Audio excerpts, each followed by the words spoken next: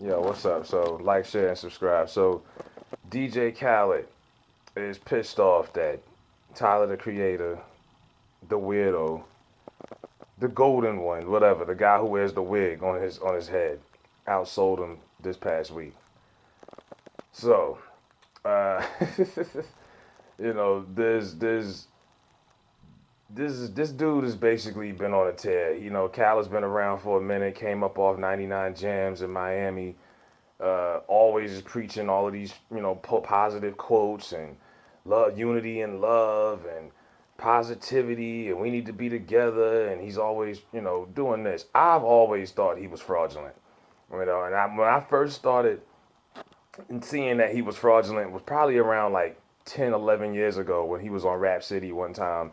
And this was like the downhill years of Rap City when Mad Links was hosting it. Tigger had just left. And it was an episode where Khaled came on there to promote his album. His lead single was Brown Paper Bag, which was a dope record. Um, and they put a brown bag on the pool table with a bunch of classic albums. You had Doggy Style, Illmatic, Get Rich or Die Trying, Reasonable Doubt, Ready to Die, Me Against the World. They said, hey, put whatever albums you think go in the bag. And he put every album in the bag and left Get Rich or Die Trying on the table. Because at the time, 50 and Joe was beefing.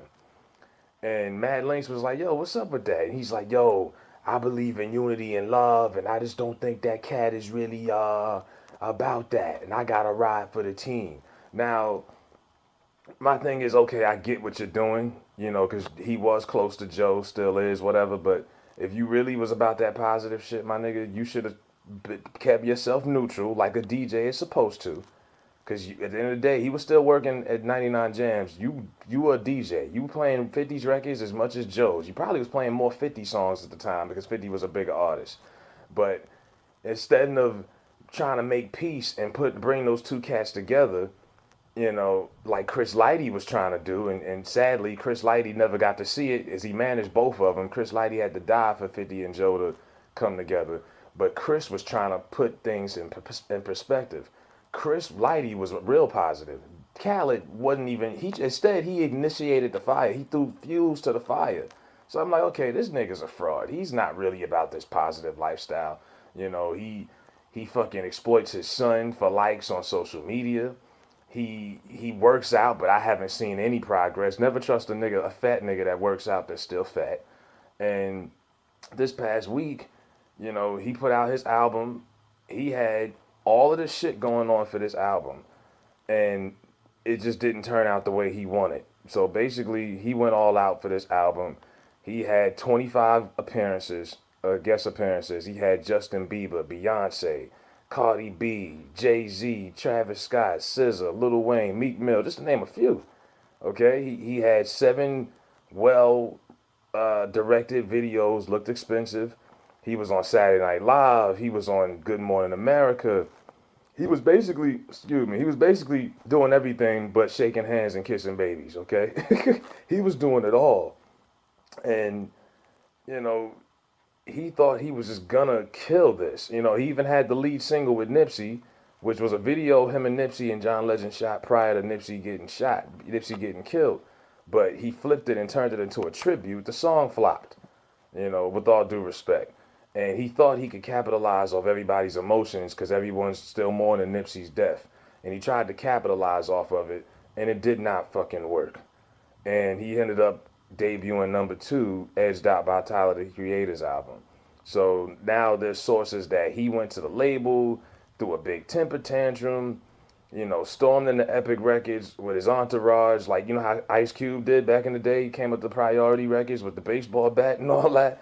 He did this, and he was furious, said some nasty shit, But and it's crazy because the guy who always reeks positivity is so salty and has all this sodium leaking out of his sucker. It's ridiculous, And he's saying that apparently he sold like 100,000 copies and a bundle deal with an energy drink, and he's mad that Billboard didn't count those sales, and he feels like that would have put him over the top, and he would have had edged out. And I'm like, I didn't even know niggas still cared about record sales in 2019. Like, this ain't 2005. Back in '05, we used to check SoundScan, Nelson SoundScan every Tuesday. Who still even whatever. But he was furious, and listen to this clip. I say this too. I make albums so people can play it, and you actually hear it. You know, driving your car, you hear another car playing it. You know, go to the barbershop, you hear them playing it. You know, turn the radio on, and you hear them playing it. You know, it's playing everywhere. It's called great music. It's called albums that you actually hear the songs. Not no mysterious shit, and you never hear it. On your dome. So you can feel all the sodium in that level. Like, he's basically saying people are listening to my album. No one's bumping Tyler. It's kind of like the J. Cole theory where he says there's a lot of people faking their streams. People are saying they sold this, they streamed that many, whatever, but you don't hear it in the street. So that's his thing with Tyler. And look, I don't listen to Tyler, the Creator. I think he's weird. It's the same dude. He's got a blonde wig on in his fucking album cover. He said he had a boyfriend or something a year ago. Like, whatever. But he's mad because Khaled's mad because he did all of this promotion and nobody fucking bought it. You know, I think people just see through the fraudulence, and I seen through it from day fucking one. You know, from day one, I was like, yo, this dude really ain't the who y'all think he is.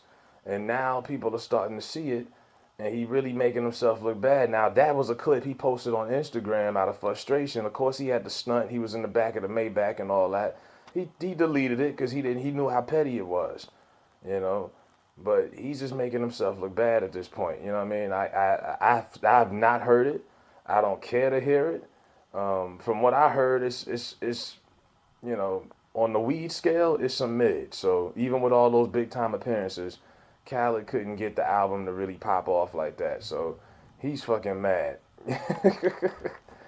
Yeah, so I don't know what's going on with these rap niggas and these DJs, man, but hey, this shit is funny to me, yo. Like, share, and subscribe.